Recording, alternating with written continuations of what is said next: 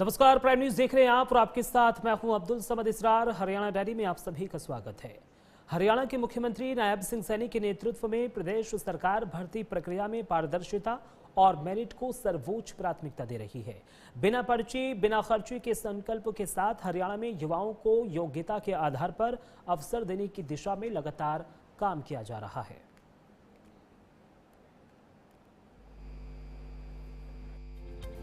Paper leak, नकल और भर्ती परीक्षाओं में गड़बड़ी ये सिर्फ एक परीक्षा से जुड़ी समस्या नहीं है, बल्कि लाखों युवाओं के भविष्य से जुड़ा सवाल है। एक तरफ वो युवा हैं जो सालों तक मेहनत करते हैं, दिन रात पढ़ाई किया करते हैं, और दूसरी तरफ पेपर लीक और नकल का वो नेटवर्क है जो उनकी मेहनत पर पानी फेर देता है। इसी चुनौती से निपटने के लिए केंद्र सरकार सार्वजनिक परीक्षाओं में पेपर लीक और नकल जैसे अपराधों पर कठोर कानूनी व्यवस्था लाने की दिशा में आगे बढ़ रही है। सरकार का उद्देश्य साफ है, परीक्षा व्यवस्था ऐसी हो जहां किसी भी युवा की सफलता उसकी मेहनत और प्रतिभा के बजाय किसी धांधली का शिकार न बने।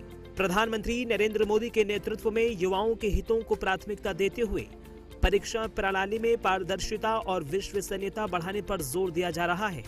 वहीं हरियाणा के मुख्यमंत्री नायब सिंह सैनी के नेतृत्व में भर्ती प्रक्रिया को पारदर्शी और मेरिट आधारित बनाने का दावा किया जा रहा है। प्रदेश सरकार का फोकस है कि सरकारी नौकरी पाने के लिए युवाओं को ना तो किसी सिफारिश की जरूरत पड़े और ना ही किसी गलत रास्ते का सहारा लेना पड़े। बिना पर्ची बिना खर्ची के संकल्प के जरिए सरकार युवाओं को उनकी योग्यता और मेहनत के आधार पर आगे बढ़ने का अवसर देने की दिशा में काम कर रही है। जैसे कि देश भर के अंदर चर्चाएं चल रही हैं कि केंद्र सरकार सार्वजनिक परीक्षाओं में पेपर लीक और नकल की जैसे अपराधों पर और अधिक प्रभावी एवं कठोर कानूनी व्यवस्था लाने जा रही है। यह करोड़ों युवाओं की मेहनत और उनके भविष्य की रक्षा की दिशा में एक बड़ा कदम है। देश के यशस्वी प्रधानमंत्री श्री नरेंद्र मोदी जी का हमेशा से स्पष्ट मत रहा है कि युवाओं की मेहनत और उनके सपनों के साथ खिलवाड़ करने वालों के लिए नए भारत में कोई जगह नहीं है। प्रधानमंत्री जी उनके भविष्य को ध्यान में रखकर निर्णय लेते हैं और युवाओं के हितों को सर्वोच्च प्राथमिकता देने का काम आदरणीय प्रधानमंत्री जी करते हैं। मुझे पूरा विश्वास है उनके नेतृत्व में पेपर लीक माफिया और नकल गिरोह युवाओं का भविष्य लूटने वाले किसी भी व्यक्ति को बख्शा नहीं जाएगा। जो भी युवा की मेहनत पर डाका डालने की कोशिश करेगा उसके खिलाफ पूरी कठोरता से कार्रवाई की जाएगी।